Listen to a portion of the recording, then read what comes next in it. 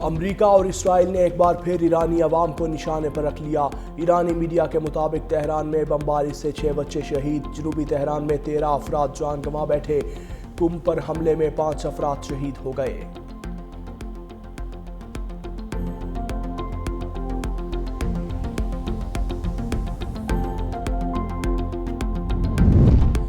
ایران نے متحدہ عرب امارات میں امریکی فوج پر میزائل برسا دیے۔ ایرانی فوجی ترجمان کا حملے میں 25 امریکی فوجیوں کی ہلاکت یا زخمی ہونے کا دعویٰ۔ کویت میں امریکی کمانڈرز کو بیلسٹک میزائلوں اور ڈرون سے نشانہ بنایا گیا۔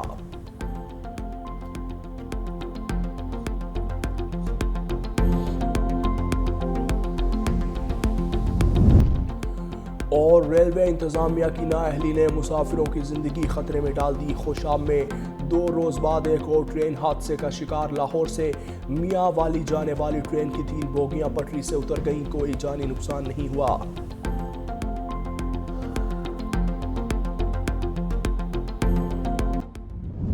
ایران میں تباہ امریکی طیارے کا ویپن افسر بھی بازیاب۔ امریکی صدر ڈونلڈ ٹرمپ کا سوشل میڈیا پر دعویٰ، لکھا امریکی فوج نے تاریخ کا سب سے جرأت مندانہ ریسکیو آپریشن کیا۔ پہلی بار دشمن کے علاقے میں 2 الگ الگ کامیاب ریسکیو آپریشن کیے۔ خطرناک ترین ہتھیاروں سے لیس درجنوں طیارے استعمال کیے گئے۔ زخمی پائلٹ کی حالت خطرے سے باہر ہے۔ امریکی پائلٹ کے سرچ آپریشن کے دوران حملوں میں 9 ایرانی شہید۔ امریکی میڈیا کے مطابق پائلٹ کی تلاش کے دوران 2 بلیک ہاک جنگی ہیلی کاپٹر اور ایک C-130 کارگو جہاز تباہ ہوا۔ F-15 کا ویپن افسر جان بچانے کے لیے اونچی چوٹی پر چڑھا، 48 گھنٹے تک وہیں چھپا رہا۔ امریکی اہلکار نے خفیہ رابطے کا طریقہ استعمال کیا۔ تلاش میں گرنے والے ہیلی کاپٹر اور C-130 کارگو کو امریکی فوج نے خود تباہ کیا۔ مقصد حساس معلومات چھپانا تھا۔ نیو یارک ٹائمز نے دعویٰ کیا کہ ایران سے امریکی ہواباز کو طبی امداد کے لیے کویت منتقل کر دیا گیا۔ ایک روز قبل ایک اور امریکی پائلٹ کو بھی خفیہ طور پر ریسکیو کیا گیا۔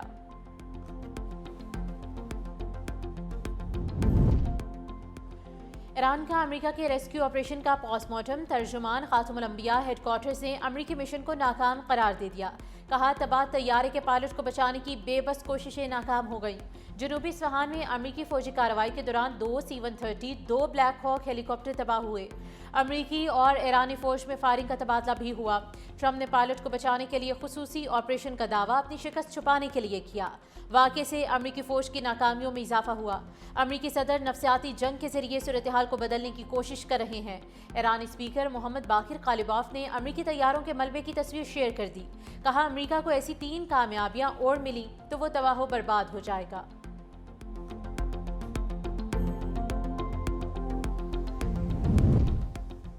امریکی اخبار وال اسٹریٹ جرنل کے ڈونلڈ ٹرمپ کے جنگ جیتنے کے دعووں پر سوالات۔ رپورٹ میں کہا کہ پینٹاگون کا موقف ہے امریکہ اپنے اہداف حاصل کر رہا ہے۔ صورتحال نے اس وقت نیا رخ اختیار کیا جب ایران نے 2 امریکی جنگی طیارے مار گرائے۔ تجزیہ کاروں کے مطابق ٹرمپ کے بیانات اور زمینی حقائق میں واضح تصادم ہے۔ ایران اب بھی بھرپور مزاحمت کر رہا ہے، جس سے ظاہر ہوتا ہے کہ جنگ ابھی ختم ہونے سے دور ہے۔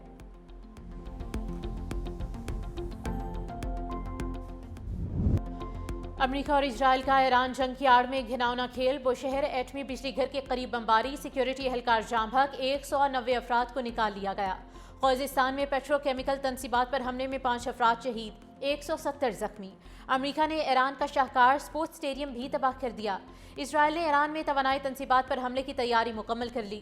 غیر ملکی میڈیا کا کہنا ہے کہ اسرائیل امریکہ سے حتمی منظوری کا انتظار کر رہا ہے اور توانائی تنصیبات پر حملہ اگلے ہفتے کے اوائل میں کرنے کا منصوبہ ہے۔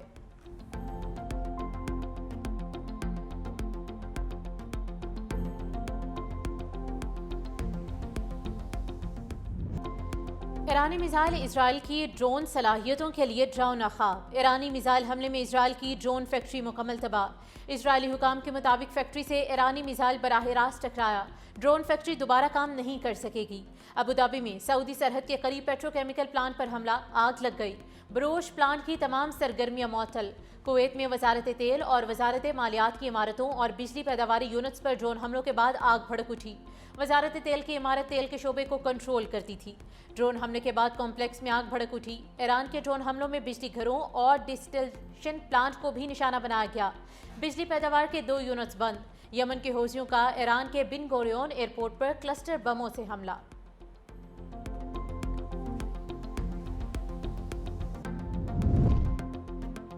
اسرائیل کے لبنان پر وحشیانہ حملے، دارالحکومت بیروت سمیت مختلف شہروں پر بمباری، 4 سال کی بچی سمیت 7 افراد جاں بحق۔ 2 ماہ سے جاری صہیونی جارحیت سے 1400 سے زائد لبنانی شہری شہید، 125 بچے اور 91 خواتین شامل، ہزاروں افراد زخمی۔ فضائی حملوں سے سینکڑوں عمارتیں ملبے کا ڈھیر بن چکی، 10 لاکھ سے زیادہ افراد بے گھر۔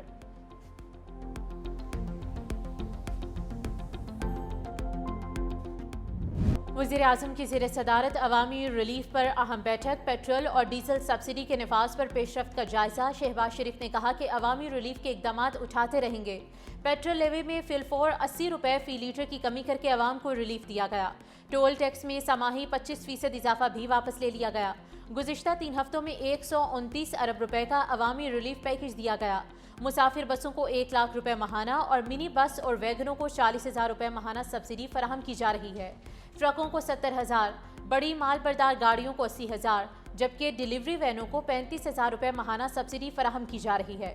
نظام میں شفافیت کے لیے یہ رقوم ڈیجیٹل والیٹس کے ذریعے فراہم کی جا رہی ہیں۔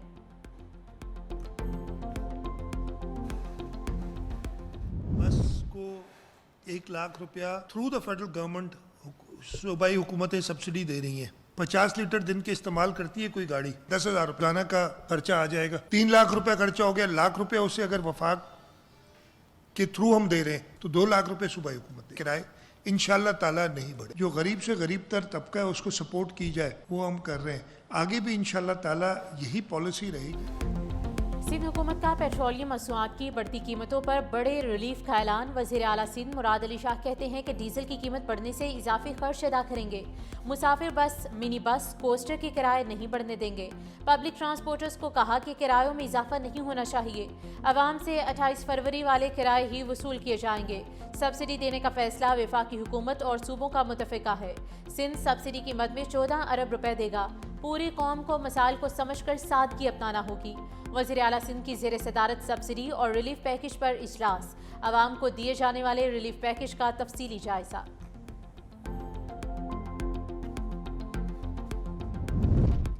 بلوچستان میں مارکیٹیں اور شاپنگ مالز رات 8 بجے بند کرنے کا حکم، ریسٹورانٹس 10 بجے بند کرنے کی ہدایت، شادی ہالز اور ہوٹل ایونٹس رات 10 بجے تک ختم کرنا لازم۔